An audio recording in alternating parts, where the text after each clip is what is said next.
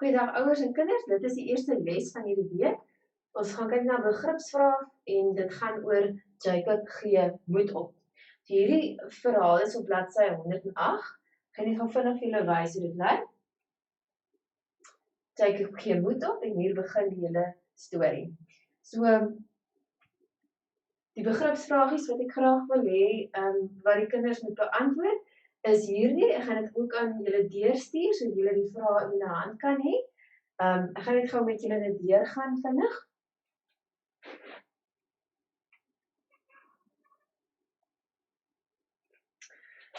So wanneer jy lees, is dit belangrik dat jy die titel lees en jy moet mooi kyk na die prente. So die eerste gedeelte sê lees die titel en kyk na die prente. Voorspel waaroor die storie handel of waaroor dit gaan. So voordat jy lees, kyk na die titel, kyk na die prente en skryf juffrou neer wat dink jy gebeur in hierdie storie. Dan die tweede punt hier is, nou kom ons by die wie-vraag. Wie is die hoofkarakter? Wie is die ander karakters in die verhaal? So elke vraag moet jy beantwoord in jou skryfboek. Wat beteken dit om moed op te gee? Wat beteken dit om op moedverloorse vlakte te wees? Waarom wou Jacob ophou sokker speel? Wat beteken Jacob kan sy ore nie glo nie? So al hierdie vragies kom uit die leesstuk uit en jy moet dit kan verduidelik. Let op, wie-vraag, wie, wat, waarom? En dan die volgende vraag, wat beteken dit dat hy die doelhok in sy versier het? Goed, het jy al soos Jacob gevoel? Watter les kan ons uit die storie uitleer?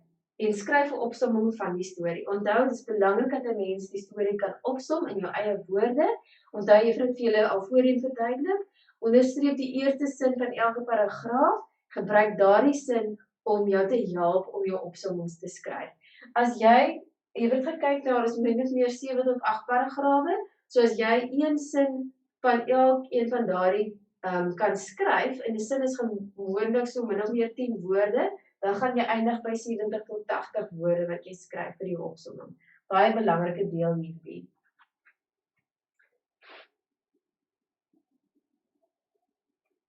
So dan die huiswerk is, lees die storie 2 keer hardop deur voordat jy kyk na die vraag.